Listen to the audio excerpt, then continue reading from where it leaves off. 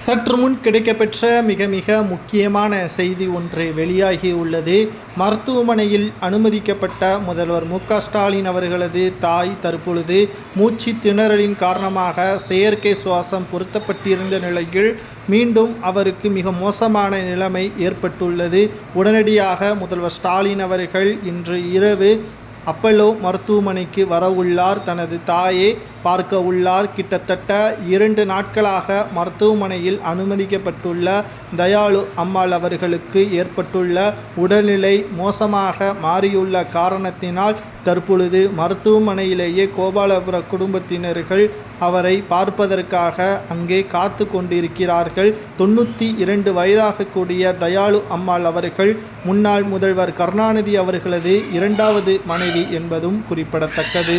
அது மட்டுமல்ல, முன்னாள் முதல்வர் கருணாநிதி அவர்கள் மனைவி தயாளம்மாள் அவர்கள் மீது 2 வழக்குகளும் பதிவு செய்யப்பட்டுள்ளது. அதாவது டூச்சி வழக்கு முறைகேட்டின் பொழுது ராசா, கனிமொழி, தயாநிதி மாறன் உள்ளிட்டவர்களது பெயரும் தற்பொழுது அதோடு இணைத்துதான் தயாளம்மாள் அவர்களது பெயரும் இணைக்கப்பட்டிருப்பதாக செய்திகள் தற்பொழுது கிடைக்கப்பெற்றுள்ளது.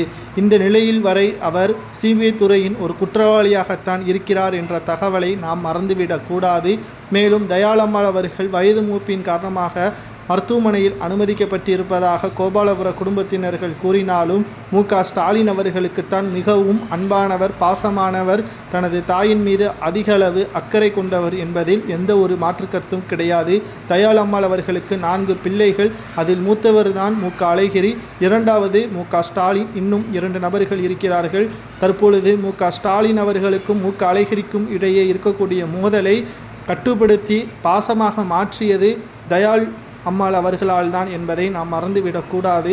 மதுரையில் மு.க.அழகிரி அவர்கள் தனது கோட்டையாக, ராஜ்யமாக, ரவுடிசமாக வைத்திருந்த பொழுது கலைஞருக்கு பக்கபலமாக, உறுதுணையாக ஸ்டாலின் அவர்கள்தான் இருக்க வேண்டும் என்று கலைஞரிடம் கூறி துணை முதல்வராக பொறுப்பேற்க வைத்து அவரது மறைவிற்கு பிறகு திமுக உடைந்துவிடக்கூடாது, உட்கட்சி மோதல் ஏற்பட்டுவிடக்கூடாது என்பதற்காக திமுகவின் மூத்த நிர்வாகிகளை அழைத்து தனது வீட்டிலேயே ஸ்டாலினை தலைவராக ஏற்றுக்கொள்ளுங்கள் என்று பேசியவர் தான் தயாளம்மாள் அவர்கள்.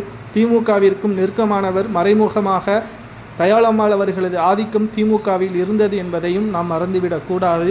தற்பொழுது செயற்கை சுவாசம் பொருத்தப்பட்ட நிலையில் மு.க.ஸ்டாலின் அவர்கள் தற்பொழுது தனது அம்மாவை பார்ப்பதற்காக இன்று இரவு போலீஸ் பாதுகாப்புடன் செல்ல உள்ளார். நிச்சயமாக அவர் மீண்டும் நலம் பெற்று வீடு திரும்ப வேண்டி நமது சேனல் மூலியமாக பிரார்த்தனை செய்து கொள்வோம்.